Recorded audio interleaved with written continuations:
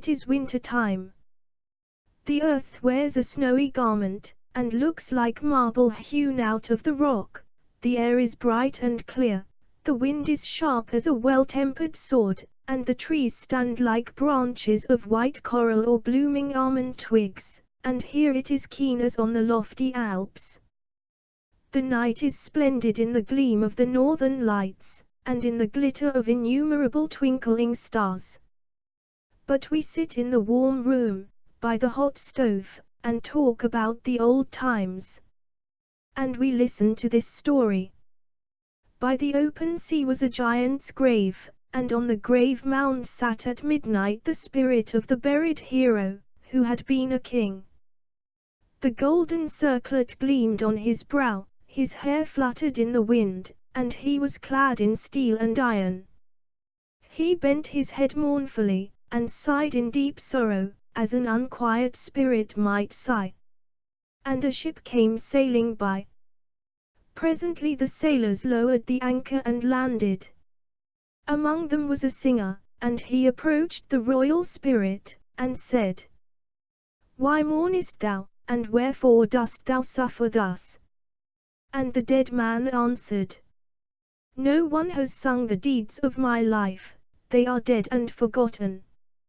Song doth not carry them forth over the lands, nor into the hearts of men, therefore I have no rest and no peace."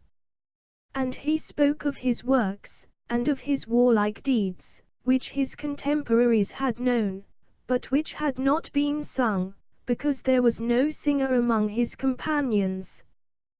Then the old bard struck the strings of his harp, and sang of the youthful courage of the hero, of the strength of the man, and of the greatness of his good deeds. Then the face of the dead one gleamed like the margin of the cloud in the moonlight. Gladly and of good courage, the form arose in splendor and in majesty, and vanished like the glancing of the northern light. Naught was to be seen but the green turfy mound, with the stones on which no runic record has been graven, but at the last sound of the harp there soared over the hill, as though he had fluttered from the harp, a little bird, a charming singing bird, with ringing voice of the thrush, with the moving voice pathos of the human heart, with a voice that told of home, like the voice that is heard by the bird of passage. The singing bird soared away, over mountain and valley, over field and wood. He was the bird of popular song, who never dies. We hear his song, we hear it now in the room while the white bees are swarming without, and the storm clutches the windows. The bird sings not alone the requiem of heroes, he sings also sweet gentle songs of love, so many and so warm, of northern fidelity and truth. He has stories in words and in tones, he has proverbs and snatches of proverbs, songs which, like runes laid under a dead man's tongue, force him to speak, and thus popular song tells of the land of his birth. In the old heathen days, in the times of the Vikings, the popular speech was enshrined in the harp of the bard. In the days of knightly castles, when the strongest fist held the scales of justice, when only might was right, and a peasant and a dog were of equal importance, where did the bird of song find shelter and protection? Neither violence nor stupidity gave him a thought. But in the gabled window of the knightly castle, the lady of the castle sat with the parchment roll before her, and wrote down the old recollections in song and legend, while near her stood the old woman from the wood, and the traveling peddler who went wandering through the country. As these told their tales, there fluttered around them, with twittering and song, the bird of popular song, who never dies so long as the earth has a hill upon which his foot may rest. And now he looks in upon us and sings. Without are the night and the snowstorm. He lays the runes beneath our tongues, and we know the land of our home. Heaven speaks to us in our native tongue, in the voice of the bird of popular song. The old remembrances awake, the faded colors glow with a fresh luster, and story and song pour us a blessed draught which lifts up our minds and our thoughts, so that the evening becomes as a Christmas festival. The snowflakes chase each other, the ice cracks, the storm rules without, for he has the might, he is Lord, but not the Lord of all.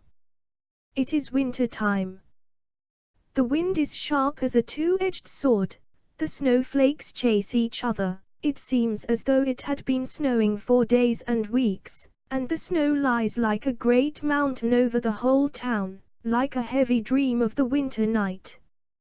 Everything on the earth is hidden away, only the golden cross of the church, the symbol of faith, arises over the snow grave, and gleams in the blue air and in the bright sunshine.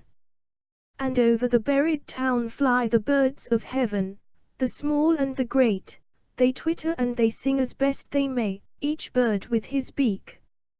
First comes the band of sparrows, they pipe at every trifle in the streets and lanes, in the nests and the houses, they have stories to tell about the front buildings and the back buildings.